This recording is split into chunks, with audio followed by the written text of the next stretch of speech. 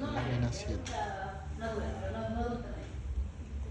Con dolor en el epigastrio, ardor y que es intermitente. Clínicamente la paciente puede tener una gastritis. ¿Cómo hacemos el diagnóstico igual de gastritis? No es con el tipo de dolor, sino también con biopsia. Al sacar recién la biopsia sabemos que el paciente tiene o no tiene gastritis. El resto de ocasiones, si no tenemos biopsia, solamente es un dolor que parece gastritis. Aparentemente es una gastritis. Esta paciente, bueno, este es solamente el dolor en el epigastrio. ¿Qué es lo que vamos a ver? Ustedes ya reconocen el epitelio que es distinto a nivel del tubo digestivo. Usando la bordágica que vamos a ver en la lámina anterior, vamos a ver si esta muestra o este tejido es una víscera hueca o una víscera suelta. Aquí vamos a identificar una zona superficial con un epitelio. Por debajo de este epitelio que parece columnar, a simple vista vamos a ver por debajo esta lámina propia, que también tiene acá unas glándulas. Más allá tenemos otra porción de lámina propia, este de aquí que es muscular, de la mucosa. Estamos viendo entonces una mucosa con su muscular y más allá habría su mucosa. Entonces una víscera hueca sólida. Es hueca, ¿no? Porque tiene mucosa, su mucosa, es parte del tubo digestivo. Por la forma, miren recordamos cómo veíamos el tubo digestivo.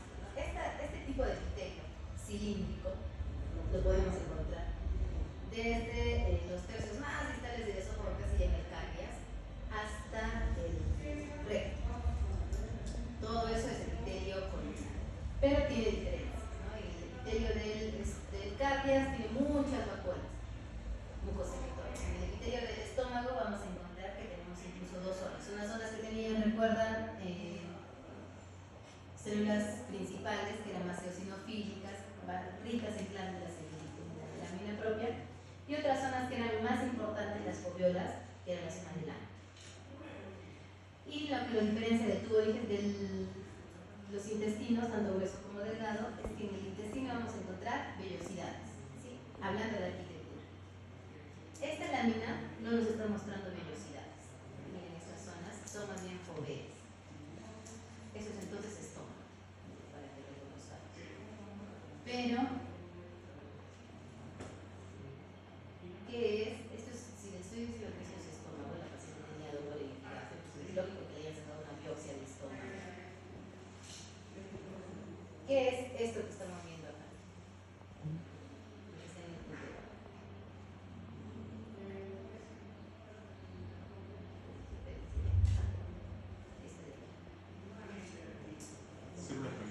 Una célula periciforme. ¿Y por qué estaría ahí si es estómago? Por el moco, el protector gástrico. ¿Perdón? O sea, es patológico, ¿no? Exacto.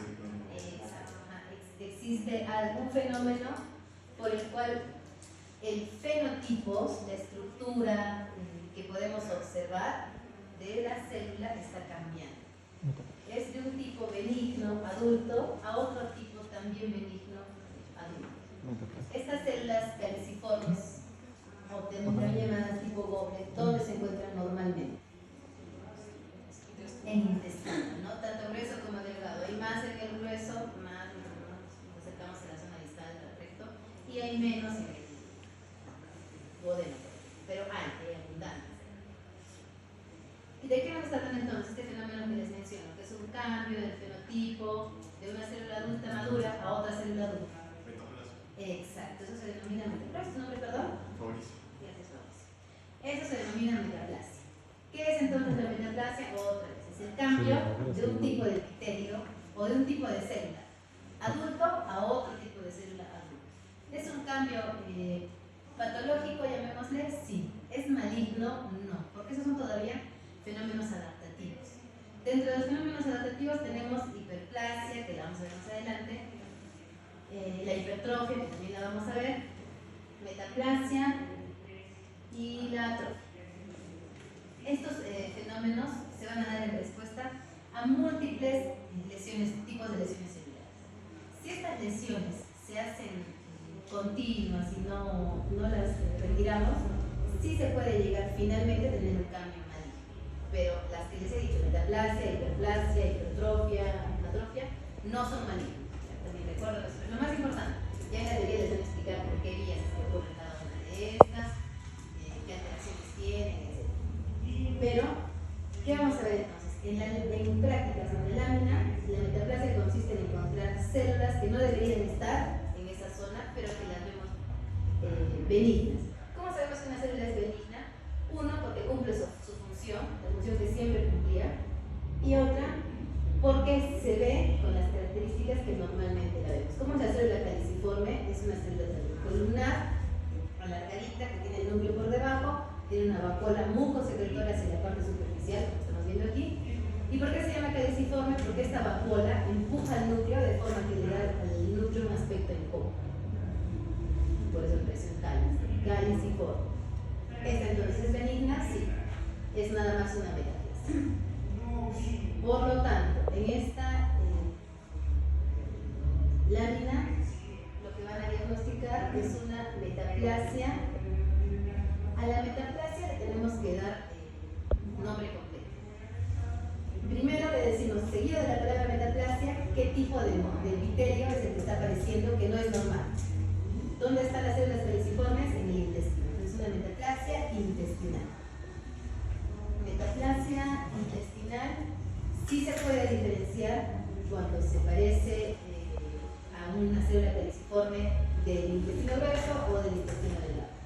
No nos compete, pero sepan que sí se puede. Ya se puede decir, a su vez, la metaplasia intestinal puede ser completa o incompleta. Completa si se parece al intestino delgado, incompleta si se parece al grueso.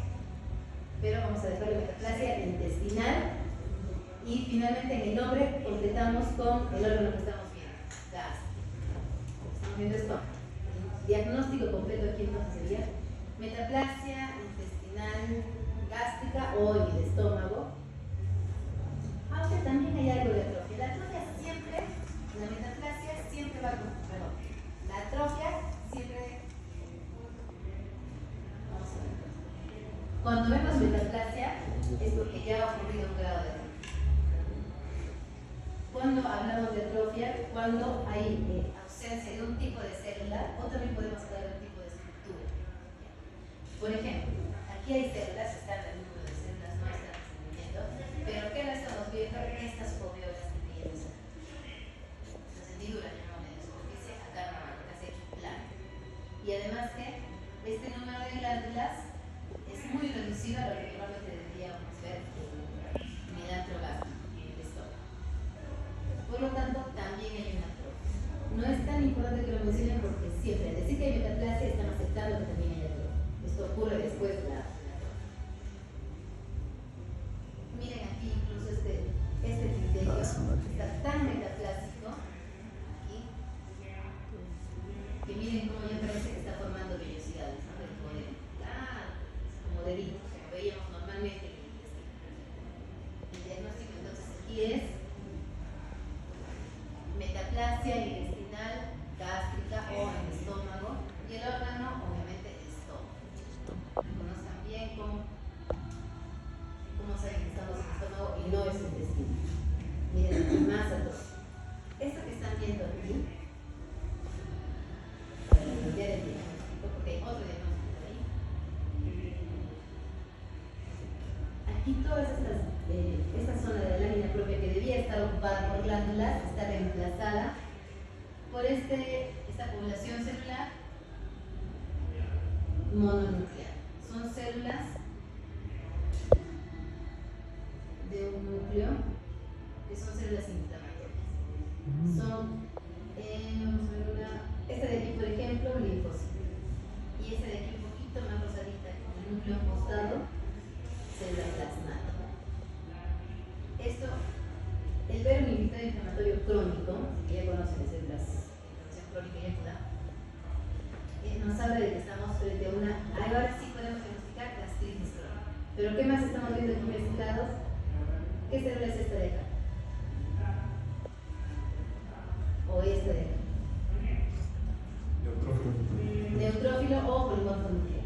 ¿De qué nos habla un polímorfo nuclear? De no infección, inflamación. ¿De inflamación de qué tipo?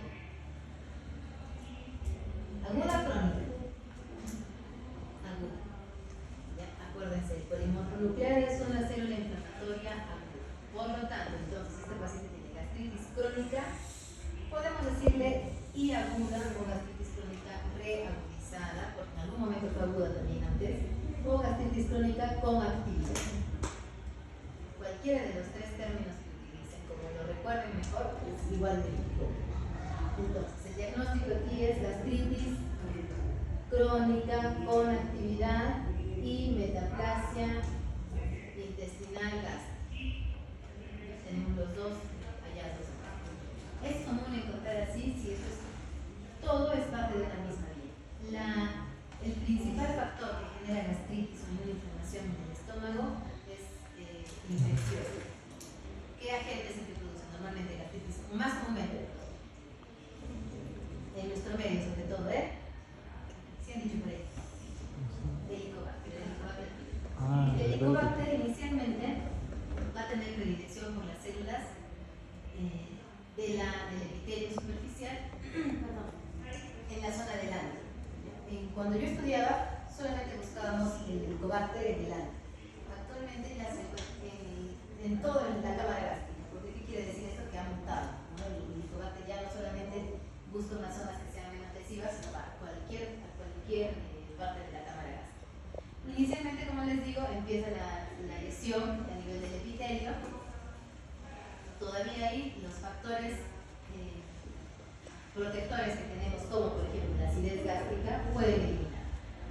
Si es que eso no fuera suficiente y tenemos mucha carga de Helicobacter, este va a ingresar. Se mete y produce cambios. Inicialmente es de inflamación. La inflamación puede ser leve, como podríamos ver aquí, o puede ser ya severa, como vemos en esta otra zona.